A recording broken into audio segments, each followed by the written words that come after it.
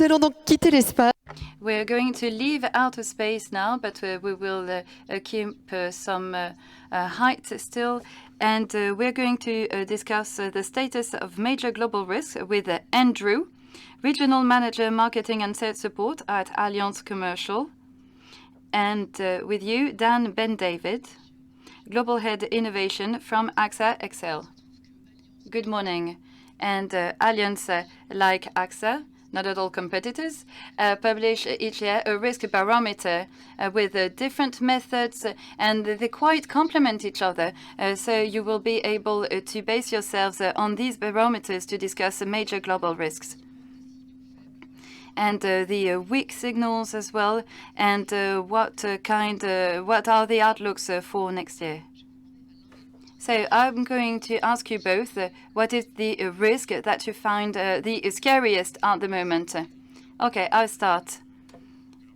The top risk identified in the AXA report, it was published in October 2023. So it goes a little back because we had already published our outlook for 2024, and the top risk is that of climate change. So nothing new, but for the past 5 years, this risk has been in the top 3 of the future risk report by AXA. So that is identified in Europe, but also worldwide. And this risk was identified as being an essential risk. And this also applied to public opinion. For the general public, this risk is really the most dangerous risk. So we can see that professionals and general public are aligned on this. And this is quite remarkable. And it means that together we will be able to face this threat. And we are already observing climate change.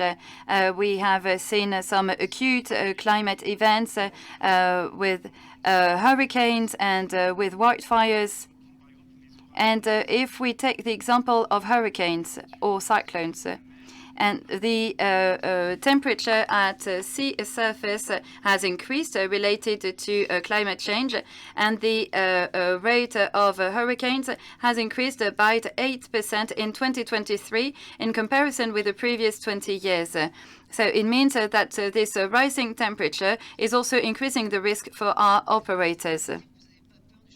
So, Andrew, it doesn't mean that you are not scared of climate change, but what is your top threat, your top risk? So, as you said, we publish our own report, the Allianz Risk Barometer, and we publish it yearly, and we discuss it with about 1,000 people, no private individuals, but with experts inside and outside of Allianz, and we focus more on short-term risks. And the top risk, without any surprise, the top risk is the cyber risk. This is really the top risk identified in our ranking, and for the past 5 years it has been in the top 3 as well, and this year it really is the top risk that is gaining ground. So cyber risk that can happen in various forms, data stealing, ransomware, which is the version of the cyber risk that is growing at a very rapid pace. And this applies to all companies, whatever their size. And the expertise is actually stronger than the experts available. So we are lacking experts in this respect. And companies find it difficult to hire cyber risk experts, and it means that it has a stronger impact on SMEs who cannot afford to invest on this. So for us, the biggest risk is cyber. If you want to read it all, well, we can't go too far into this, but you can get direct access to the reports thanks to the QR codes here. We've been talking about climate and cyber risk. What's coming down the list? Geopolitical risk. Well, the AXA report already in 2023, and based on the Ukraine war and the invasion by Russia, this first situation has exacerbated the magnitude of this risk, and we can see that the geopolitical problem is getting amplified. How's that felt in France? Well, wait. Before talking about France, let's still stay at the global level, because at the global level, we still have war in Israel against Hamas. That's exacerbating geopolitical tensions, and we can see how all that is creating additional challenges. I'm not going to tease you, but I read what the president said. So, yes, we saw how these geopolitical risks can impact the world of transport. The war in Ukraine is an incredible challenge for the air sector via the increase in the number of air routes that are required to avoid some territories. Now the issues in the Hormuz Straits. We need to change routes again as well, and that's increasing transport costs. And so you have thoroughly avoided my Franco-French question. I'm not going to make any pronouncements about the election, no. Andrew, what's coming after that for you? For us, the number 2 risk in our scope is the disruption of logistical chains and business continuity risks. So it's been in our top 3 for 5 years, and it was even higher before that. So it's nothing new, but that's absolutely crucial for companies. There are different shapes and forms of that. So there's the risk of fire, explosion, material and machinery breakdown. That's the traditional situation that leads to business interruption for a company via impacts on its operations or impacts on its suppliers. These are the traditional forms. There are also more emergent forms. We talked about that earlier. A cyber attack can lead to business interruption. We also talked about climate change earlier. Climate change can lead to natural catastrophes that are increasing in numbers and intensity, that could potentially disrupt either a company or its logistics chains. So that's a real balancing act for companies to manage this risk. Régis, whom I can see in front of me, was talking about the Baltimore Bridge. That's quite illustrative of a situation when there's a collision, the bridge collapses, and so you have any number of companies impacted, all those that needed to go through this bridge, or those, the suppliers of which needed to go through this bridge. So that's really a crucial risk for companies. Andrew, we've talked about 4 risks for the moment. There are many, many more if we read your reports. Are we now living in a poly-crisis universe? That's a term we've seen emerge in the last 3 years. Is that here to stay for you? We use a term that's slightly different but not so distant, which is the term of perma-crisis. So permanent crisis, that's the idea that crises follow one another constantly. There's even overlap. That's particularly the type that we're in. We're talking about perma-crisis now, especially what we've noted is greater interconnection and interdependency between risks. That's what we have been most impressed by. I was talking about cyber risk and business interruption. If you look at these risks, they are talked about together with another risk. So cyber risk with the rise of new technology, also geopolitical instability that Dan talked about. So one risk cannot be seen in isolation, or at least less and less. And this is what can be difficult for companies, especially because we are in a context where it seems that technological change, societal change, geopolitical change is accelerating, so firms have a hard time keeping the pace. And even legislators and regulators have a hard time following the pace, and sometimes decisions made in this or that field will have an impact on another field without that being seen beforehand. So we are talking about perma-crisis and interconnection and interdependency between risks. Well, I fully agree with your perma-crisis, but it's rather the simultaneous fire foci, as in a bushfire. This is what we're seeing: geopolitical crises, social crises. There are elections in the US, elections in Europe, the European elections that are active, and also in France. Yes, in France.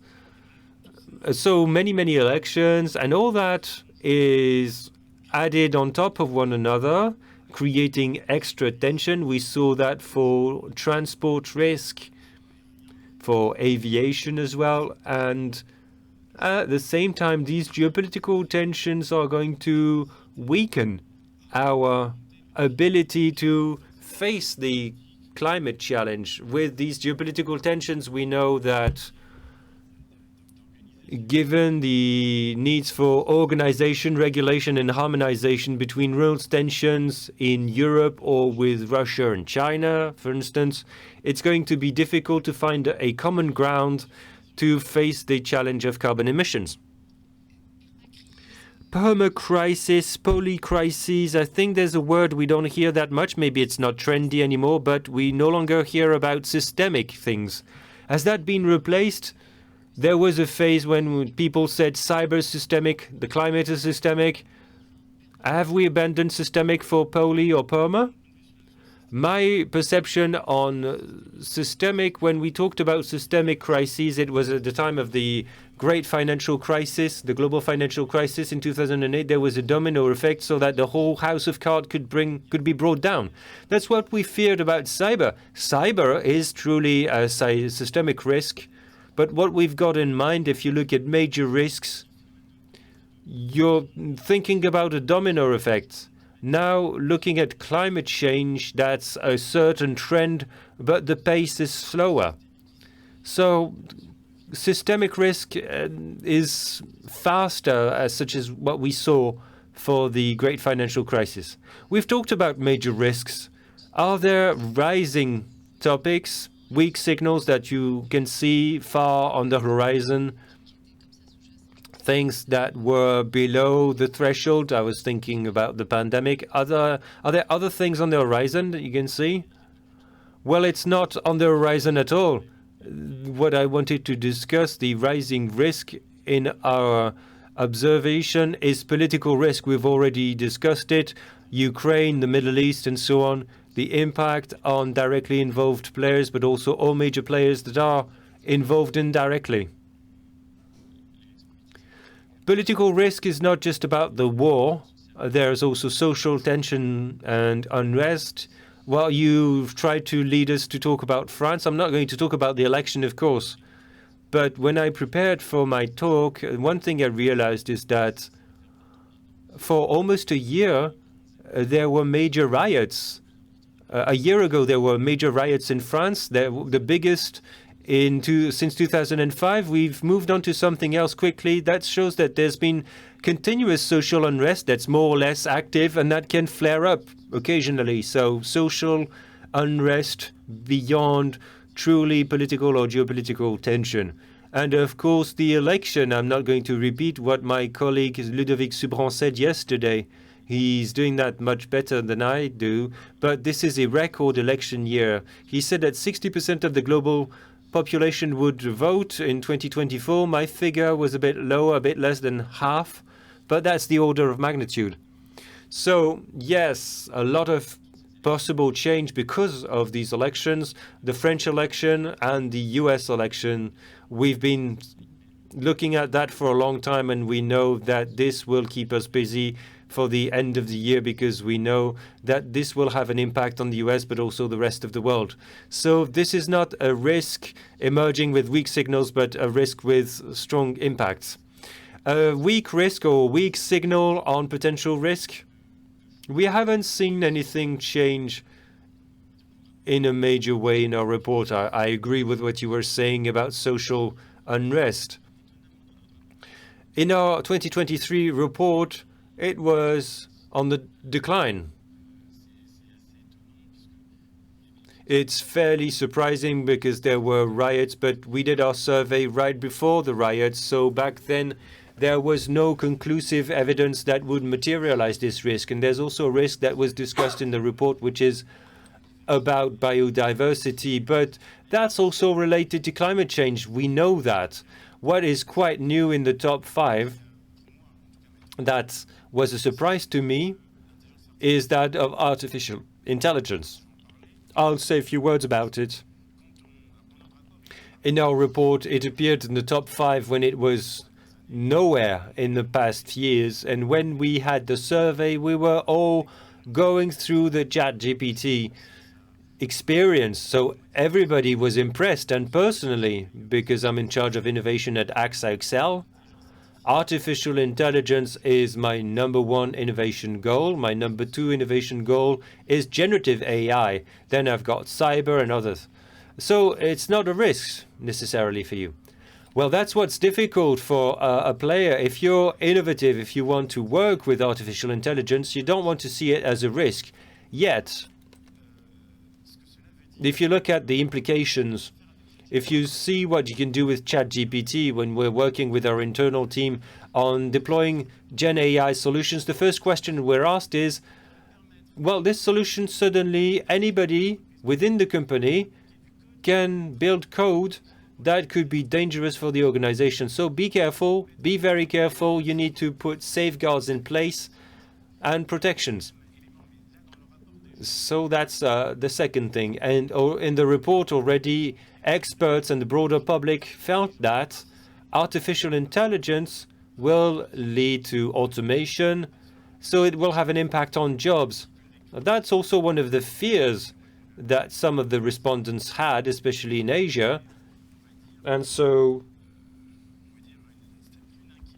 that created some concerns that you can connect to social unrest and so on. But what's also noticed in the report regarding AI, and I'll wrap up about it, amongst experts and in the broader public, now even with essential players in AI, there's a demand for almost for a moratorium, the precautionary principle on AI, because be careful, it's going too quickly, too far, be careful, or at the very least, we should give access to outside scientists so that they can audit what major companies are building in terms of computer code or in terms of electronic code to be able to audit things and prevent risk. We're afraid of what we can't understand.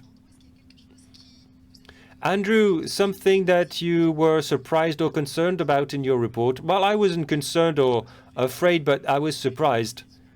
For us, the risk related to the energy crisis has exited the top 10 in our 2024 report. It's still number 8 in France, but it's lower than the previous year, when it ranked 4th in the 2023 report, so quite a major drop.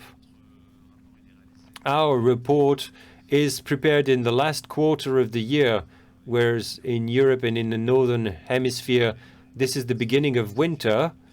So that's when energy crises topics are a bit more prevalent then.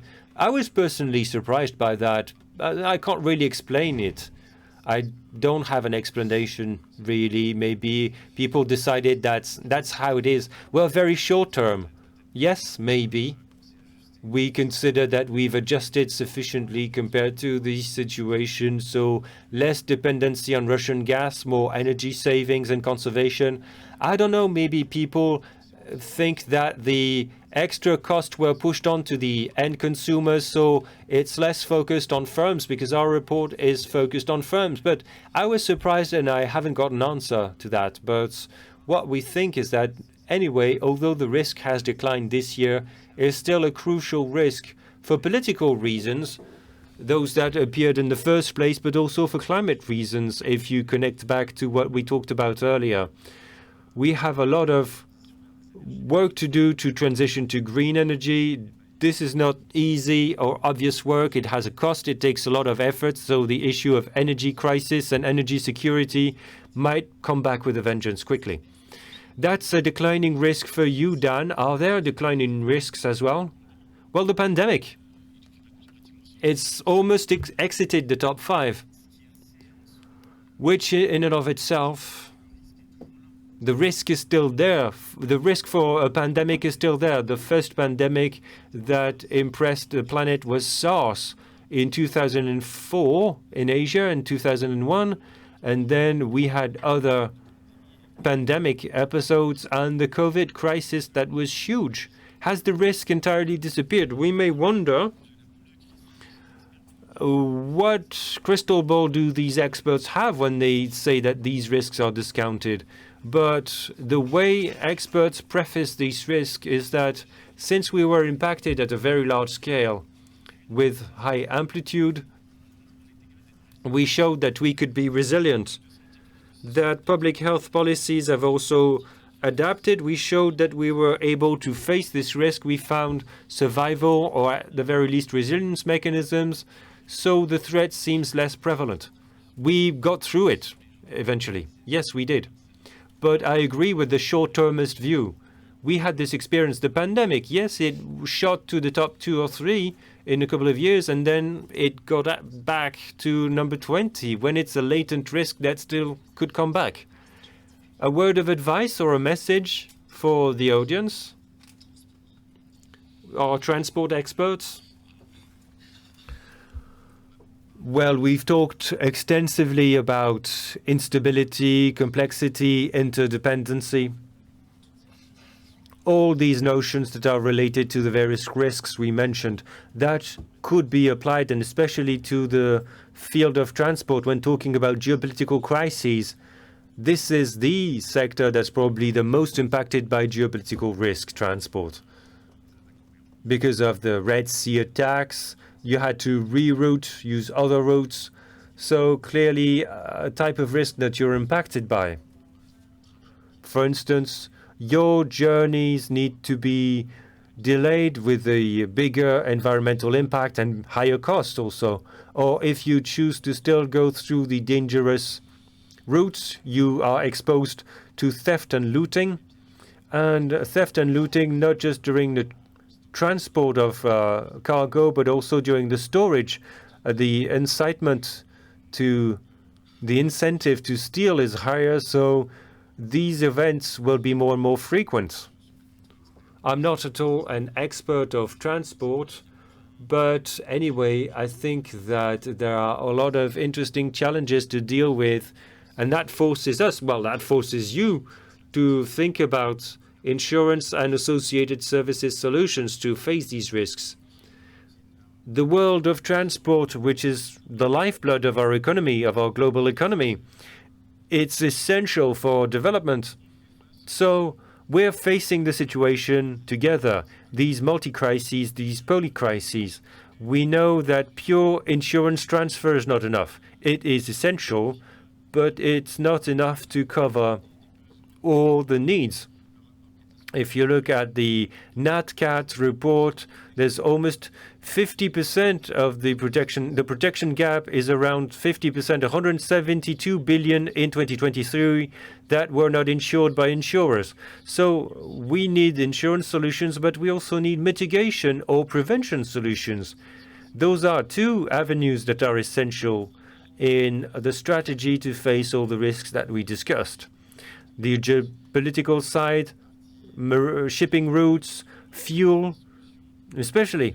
There are solutions about offsets for excess carbon emissions when you have longer routes. So there are also solutions available to face these unexpected factors. In the insurance part, the prevention part, and your infrastructure management to reduce your vulnerability. Well, incredibly enough, we've got time for a couple of questions. So that's your window of opportunity. I think there are 2 people with microphones, but I can't see you. If you wave, they will bring you a microphone. Is that...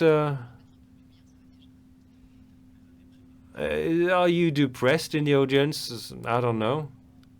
By what we said?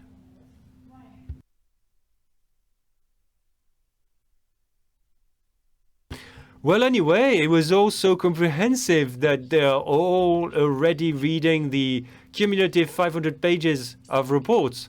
If there's only one takeaway from all that, this risk universe. Well, when talking about risk, you might want to think, how are we going to face all that? Solutions exist, in my view. The reason we're all here together is to address these solutions, to find them, to work together, to innovate, and to think at the end of the day that tomorrow ought to be a positive future. So if we face all these challenges, feeling already despondent, we're never going to go anywhere. But we need to face them with a positive mindset. Yes, that's maybe your sporting spirit. Well, I wanted to do exactly the same thing. We're only talking about risk, threats. All right. That's because of Pascal. That's the topic that he set for us. Yes, but when you're talking about risk, you're also talking about opportunities. So that's what I wanted, the note I wanted to end on, an opportunity for companies to improve their risk management. Dan talked about what you're doing at AXA for innovation. You're trying not to think in terms of risks, but rather in terms of solutions and opportunities. So there's a number of digital tools that are seen as threats, but there's a lot of added value coming from these new tools. So opportunities for these firms and for the people in this room to help firms in their journey towards better risk management, which is a more and more central topic, not just when an event is happening, but also before that. That's our job as insurers, but now the ball's in your court. Yes, absolutely. Thank you to the two of you.